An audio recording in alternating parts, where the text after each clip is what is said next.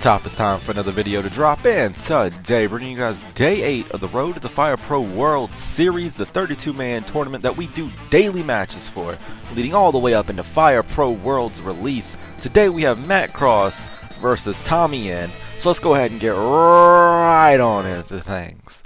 Now on today's episode, what I want to talk about is something that Matt Cross has dealt with, and that is Tough Enough.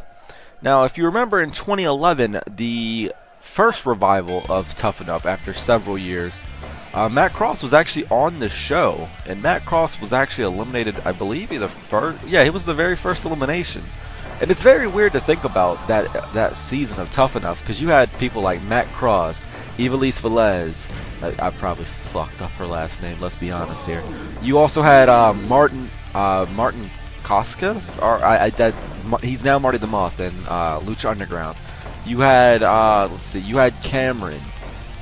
Yeah, you had Cameron because, you know, the whole Gail Kim, Alicia Fox match. What? That's your favorite match of all time? You can't think of anything else on the spot when you're standing there talking to Stone Cold Steve Austin? What? Then you had Jeremiah, the MMA guy, who I thought he was going to go all the way to win.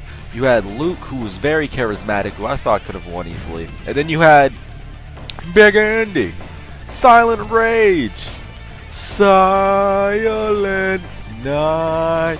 That Austin promo always sticks in my head whenever he cut the promo on him. It was like, Silent Rage. It just started singing out to him. Always will stand out to me as a funny as hell moment from that season. I'm trying to think of the other people on that season, but they don't really stick out to me, you know? They don't really stand out at all. But anyway, with that season of Tough Enough, it's wild because at first they were going to actually take on independent talent, and there was actually a list that came out featuring none other than Austin Aries on it, and it was actually kind of shocking that we might have had a Tough Enough with all indie talent just because they wanted to do like a reality show and they wanted to have good talent that comes out of it. And I would have been actually very okay with Austin Aries being in it because that was around the time of that was right around the time before TNA, I believe. Right before TNA, I believe. And it was also around the time where he did the WWE12 voiceover for Jacob Cass. That was a dope-ass storyline, too, by the way. The Jacob Cass story in WWE12. Fuck what anyone else says. I'd love that story.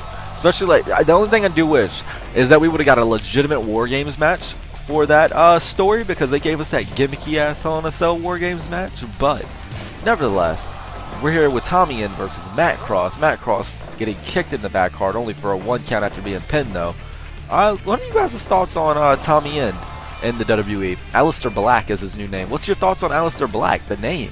I thought the name was amazing, to be honest. Like, when I first heard it, I was like, whoa, that's different, but a good different. Like, WWE is usually very wishy-washy when they change independent talent's names. Sometimes it's really good, like Aleister Black, and then sometimes it's like Oni Larkin, and you're just like, I would have much rather just had Biff Busick. But oh, big roll up 1, 2, only a 2 count. If you guys did not see yesterday, I uploaded the first ever Majestic Pro Wrestling feature, basically, on this channel, and it was the qualifier for the 2017 Fire Pro Arena March Madness qualifier. Phoenix Nitro takes on Travis Oliver. The winner goes on into the March Madness tournament, and I will let you guys know. I will continue to update you guys on what happens in the actual tournament once the tournament begins, and I will give you guys updates to let you know, well, Majestic Pro style updates to let you guys know what's going on with whoever advanced. Go watch the video because I'm not going to spoil it for you. And what a big back suplex, dropping Matt Cross right on his head. Could that be it? 1, 2, through. Oh, I thought that was it. I thought it was it, but it's not. What a kick out by Matt Cross. And then a head kick out of nowhere. Uh-oh, is this going to be a foot stomp? What's he looking for here? What's he looking for? Oh, big front drop kick from Tommy N. Now, see, like this match, whenever I booked it, I thought it was going to be very, very interesting with Tommy N and Matt Cross, because I feel like their styles don't blend perfectly, but they blend just enough to pull out a dope-ass match. Speaking of dope-ass matches, Day 7 was one hell of a match with Akira Tozawa versus Ricochet.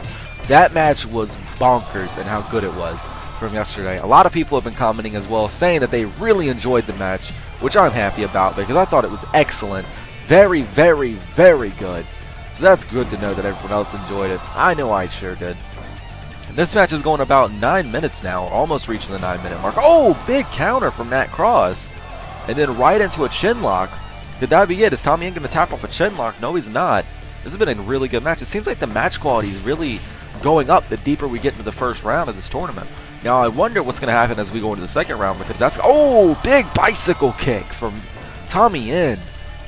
And then another back suplex. Big back suplex, too, dropping him right on his head.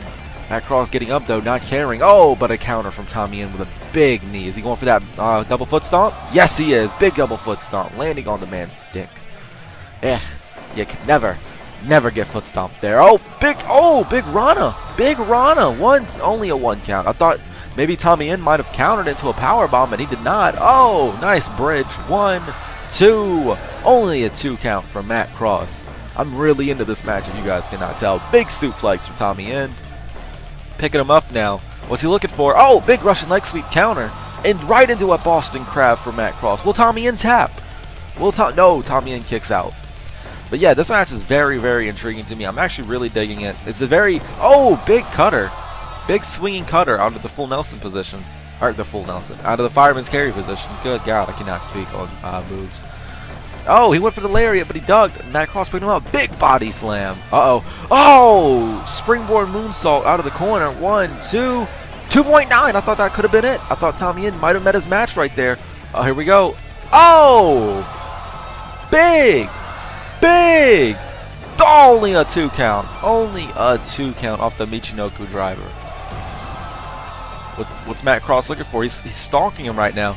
Oh, big springboard wheel kick from Matt Cross. As you guys can tell, I'm trying to get better at my commentary on the matches, but you know, it'll take time. Big lariat getting followed right up with a double foot stomp. Could that be it? 1, 2, 3. It is it. Tommy End, ladies and gentlemen, has picked up the win. 13 minutes and 3 seconds, and following a lariat and a double foot stomp. What a big win for Tommy End. Tommy End advancing in the tournament now, going on to round 2. But that'll about wrap up what we're doing here today in day 8. I appreciate you guys coming out once again. Leave a like on the video if you enjoyed. Subscribe if you're new, because we have daily Fire Pro Wrestling content with the Road to the Fire Pro series. And as always, and forever, take it easy, guys.